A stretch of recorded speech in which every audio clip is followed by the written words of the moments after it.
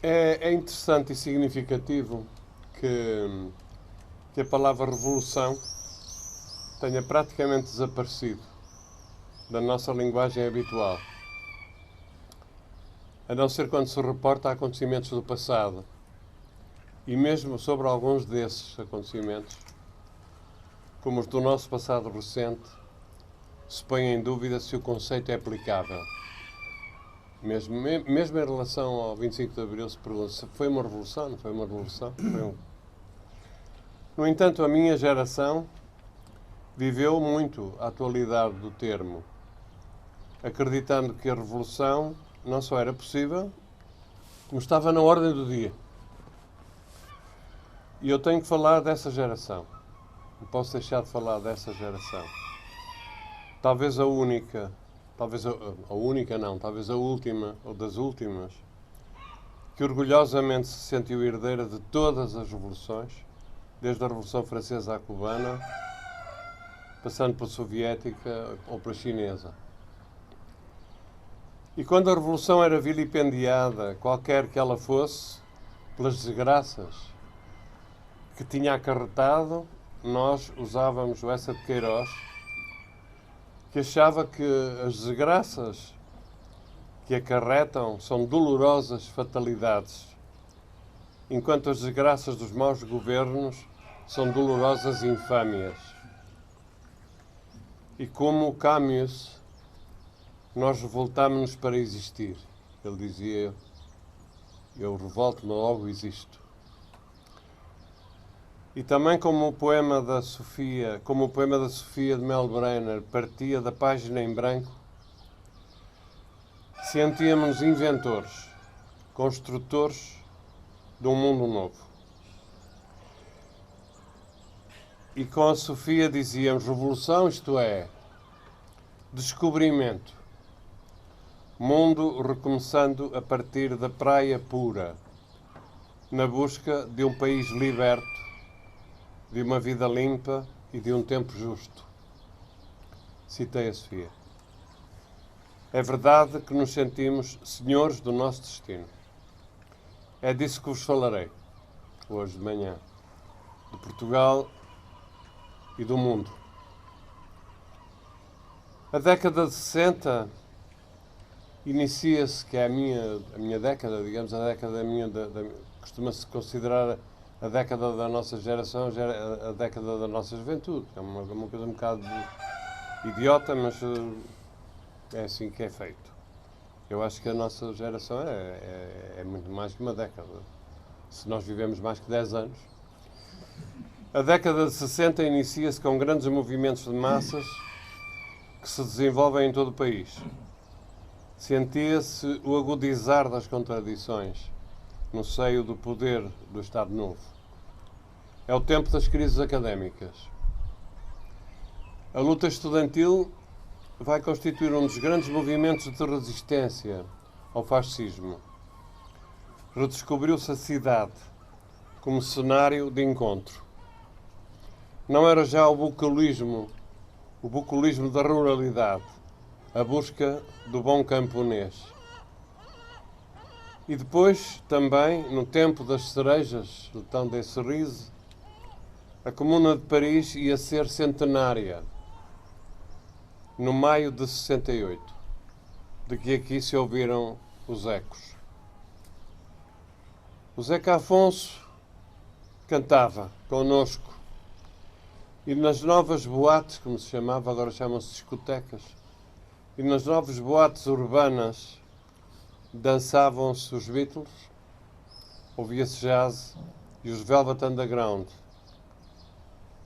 Outros ecos ressoavam entre nós, do movimento pelos direitos cívicos, com o assassinato de Luther King, com os Black Panthers, o escândalo Watergate e a queda de Nixon, da luta contra as guerras da Argélia e do Vietnã, ou da crise dos mísseis em Cuba, a Guerra Fria, o medo de uma catástrofe nuclear, o conflito sino-soviético, o maio de 68 e os tanques soviéticos em Praga, a morte de Che Guevara, o assassínio de Che Guevara, a esperança de Bob Dylan de que os tempos estavam a mudar era partilhada por milhões de cidadãos, como diz o presidente Cavaco Silva, de todo o mundo. Para cada circunstância haveria uma resposta diferente. Estados Unidos, Europa, América Latina, Cuba, China, todos queriam construir a felicidade. De cada um dependeria a felicidade de todos. Ainda não consegui descobrir se aconteceram mais coisas nos anos 60, porque se estava mais tempo acordado para que elas acontecessem, ou por haver tantas coisas para fazer era preciso estar mais tempo acordado para elas se fazerem. Mas foi a consciência de que a aventura começa em nós próprios, este sentido de responsabilidade antes de mais individual, sem o qual não há possível compromisso sério com o coletivo, o que de mais belo teve a década de 60. É necessário defender ou construir, onde não exista, a democracia e a liberdade. A palavra-chave era revolução. Estávamos em plena pós-modernidade. Vivia-se intensamente em Lisboa, sobretudo em Lisboa, e sobretudo à noite, como se fosse Paris ou Nova Iorque. Com o Pierrot Le Fou de Godard no coração de todos, o novo cinema do Bellarmino, do Fernando Lopes, ou de Mudar de Vida de Paulo Rocha, ganhou importância. O novo cinema, nunca se deixando cair no panfletário, foi arma de muitos gumes contra o Estado Novo. Ainda que marcelista e contra a sua afirmação dos valores de um ruralismo obscurantista e beato ou de uma cidade transformada em pátio das cantigas. Era o real, procurava-se o real. Era o real que se buscava. Recolhiam-se os últimos ecos de um país autêntico e puro, sem assistência médica, que se desfazia. Benjamin Pereira, Michel Giacometti, o inquérito à arquitetura popular. E de repente, entre as nuvens que toldavam o céu claro das nossas curtas alegrias, vimos-nos envolvidos por dentro na tragédia da guerra colonial. O nosso estar comum vai ser violentamente alterado. Acabara definitivamente a mornez das palavras e gestos, dos sorrisos. Muitos amigos desertaram, criando colónias de despaisados e saudosos. Outros embarcaram, empurrados ou convencidos que era por dentro que se deveria minar o exército opressor.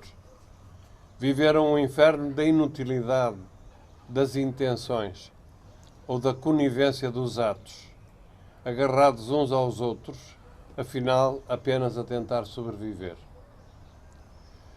Fomos ficando mais sós, mais isolados, mais verdadeiros.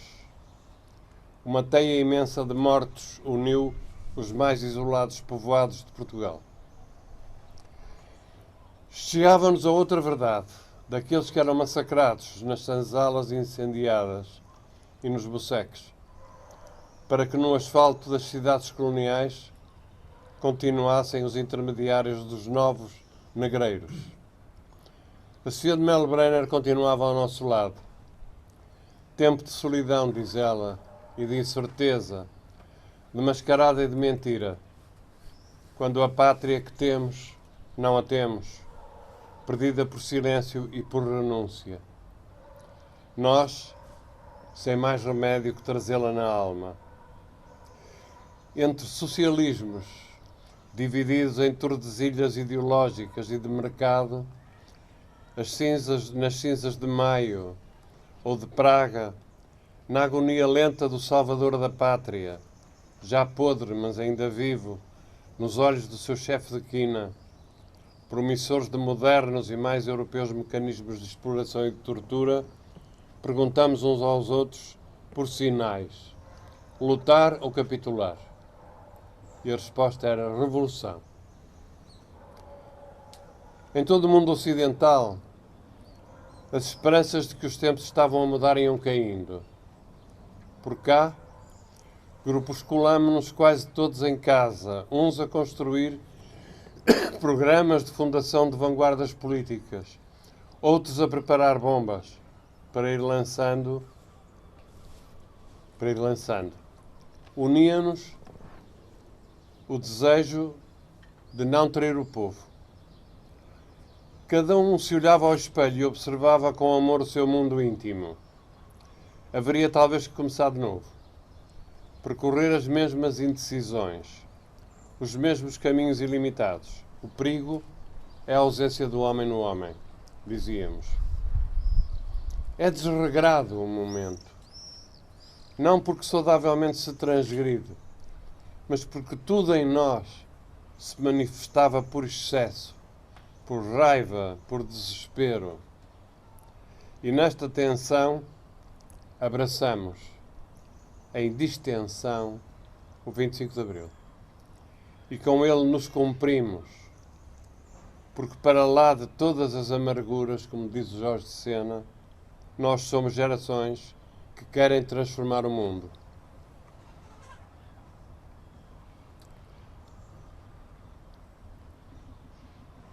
Revolução. Pois claro, quando já ninguém acreditava. Sabemos hoje, foi a última vez que se empregou positivamente essa palavra. O mundo percebeu e comoveu-se. Visitaram-nos. Os futuros desenvolvimentos da democracia portuguesa vieram a pôr em causa os projetos e as ideias em elaboração, criativa e coletiva, em todos os planos da vida nacional. E fomos colocados metafórica e realmente perante uma paisagem urbana e rural a desfazer-se, sem se reconstruir na harmoniosa sociedade que estávamos a prefigurar. Desfez-se o campo, subúrbio do subúrbio, sem alternativa que não fosse a cedência de terrenos para o crescimento louco das cidades, ou para a construção de casas para os imigrantes das Franças, vazias todo o ano e frias, com fogões elétricos e frigoríficos a substituir as lareiras e as adegas. Faz pena, diz toda a gente, e não são só saudades da infância. Menos ainda a nostalgia de um tempo de miséria e ignorância. É mesmo repulsa estrutural pela terra improdutiva. É esta ruptura entre passado e um presente, desenhado sem um concurso do desenho ou do desígnio, que representaria uma nova ordem, mas sim, é verdade, desenhado pelas leis do mercado. É esta ruptura que nós chamamos, ou eu chamo, desordem. E é desordem porque continua representada no terreno a imperfeição social, a exclusão, a desigualdade, o desemprego, todos os efeitos de um desenvolvimento desequilibrado, do liberalismo selvagem, do abandono de terras, fábricas, palácios, dos centros históricos das cidades, dos barcos de pesca. Este é o tempo em que os homens renunciam e a palavra revolução desapareceu do nosso léxico habitual com o apagamento da nossa revolução. Foi a última. Verifiquei que deixamos de falar em revolução exatamente no momento em que, encerrado o nosso processo revolucionário, reconhecemos e nos comprometemos com uma espécie de fatalismo inelutável do novo sistema da globalização capitalista e a sua inexorável capacidade de domínio do mundo através do poder absoluto do capital financeiro, exercido por essa entidade quase metafísica dos mercados, ditos reguladores, que afinal regulam as nossas vidas, estando de facto a regular também o desenvolvimento daquele capital financeiro sem nenhuma legitimidade democrática. Tanto o mercado como o capital financeiro são seres sem ser, ausentes de qualquer figuração que inclua ou se aproxime do humano, e daí a sua espécie de transcendência a que nos vergamos, sem alternativa de sobrevivência. A condição humana está assim reduzida a uma espécie de automatismo condicionado para que, paradoxalmente, ser o alimento do próprio sistema que a oprime. De facto, é difícil hoje sobreviver sem umas blue jeans e sem Coca-Cola. E na falta de 2, 3 ou muitos Vietnãs, como dizia o Guevara, mantemo-lo nas t-shirts. Não mundializamos a revolução e compramos o seu símbolo em qualquer feira de Custóias. Este sistema opressor, para além do mais, condiciona os nossos comportamentos.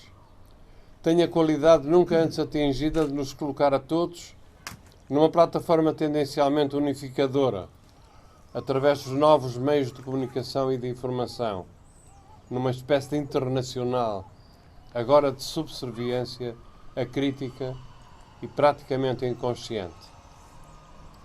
Esta espécie de lavagem ao cérebro facilmente nos conduz à convicção de que vivemos num admirável mundo novo, porque todos temos acesso ao bem comum, aos serviços que lhe conferem a qualidade de bem, educação, saúde, segurança social, cultura.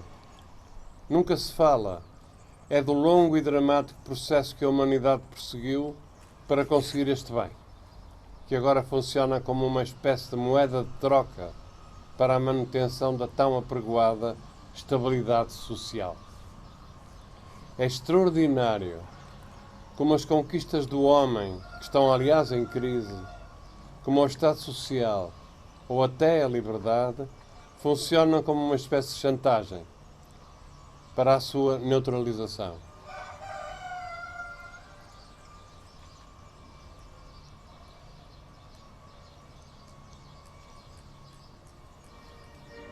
Será que os sinais de perda ou de retrocesso poderão dar razão a fundamentar novas ações revolucionárias daquela internacional gerada pela globalização? Este é o caminho a percorrer pela esperança, que não aceita a inevitável perda, que repõe a democracia e a liberdade, que das solidariedades locais passe, usando as armas do inimigo, para uma solidariedade global que não permita nunca o isolamento, digno de uma tragédia grega, da tragédia protagonizada em nome de todos os oprimidos por Siriza. Mas vislumbram-se as novas madrugadas de que fomos filhos, nas palavras da canção de Zeca Afonso, há 4 décadas? Pergunto. Não encontro, senão ténues sinais de alguma tentativa de retoma da soberania, de recuperação da democracia, de aprofundamento da fraternidade entre os povos. Será que algum dia recuperaremos a palavra revolução? Como a folha em branco de que nos falava Sofia, onde todos poderemos inscrever o nosso futuro, morto o inimigo que mais que Deus nos condiciona aos comportamentos. Pode ir pondo mais alto. A língua, ou melhor, a palavra, é uma extraordinária forma de representação dos conceitos e do seu significado mais profundo. Por isso, eu acho que temos que recuperar a dignidade da palavra revolução e retirá-la do pântano das arbitrariedades libertárias onde o inimigo a tentou afogar. Acho que vale a pena discutirmos isto porque é o nosso futuro. Muito obrigado.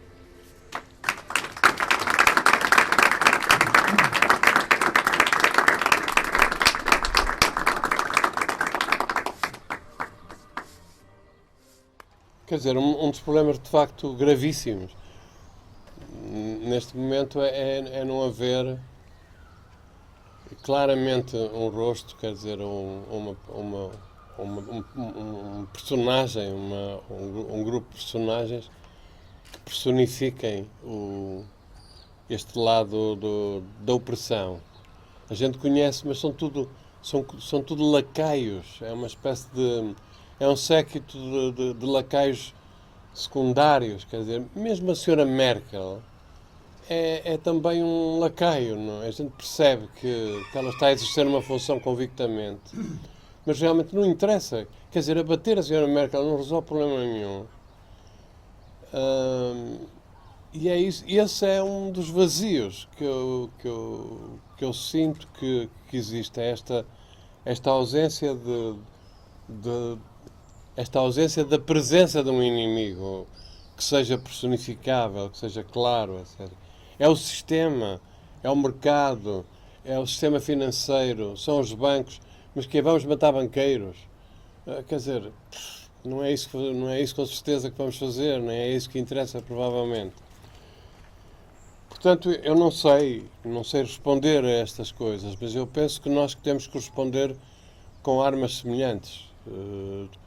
Temos que responder a eles também com uma força qualquer, que apareça e que não precisa ter também rosto.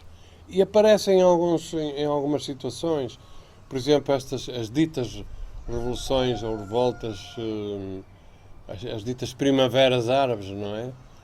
Elas foram todas construídas à volta de uma coisa nova, que é um sistema de informação novo, que no fundo relaciona as pessoas permanentemente entre si, normalmente para coisas fúteis e coisas sem nenhum interesse e sem nenhuma importância. Fui a uma festa, estive aqui, fui acolá, não sei o quê, é muito bonito ir não sei aonde, aquele namora com aquela, quer dizer, é preciso saber, provavelmente, utilizar os novos instrumentos. Eu não sei utilizar. Não sei utilizar e não tenho uma grande e enorme confiança nisso.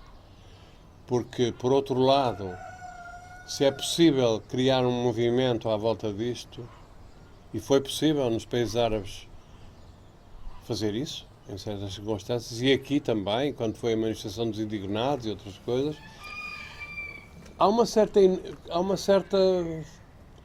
inorganicidade, não sei como é que é de explicar. São movimentos muito inorgânicos, quer dizer, não quer dizer que falte uma vanguarda, como antes a gente dizia no nosso tempo. É preciso uma vanguarda que tome conta da direção da luta, não é? A vanguarda da classe operária. É preciso que exista essa vanguarda para tomar conta da luta. Mas já nos anos 60 se punha muito em dúvida a vantagem e a existência dessa vanguarda. E, portanto, criou-se a ideia que o próprio movimento geraria movimento e não era preciso existir essa vanguarda. Era uma espécie de ultrademocratismo da revolução. E eu acho que estamos ainda nisso.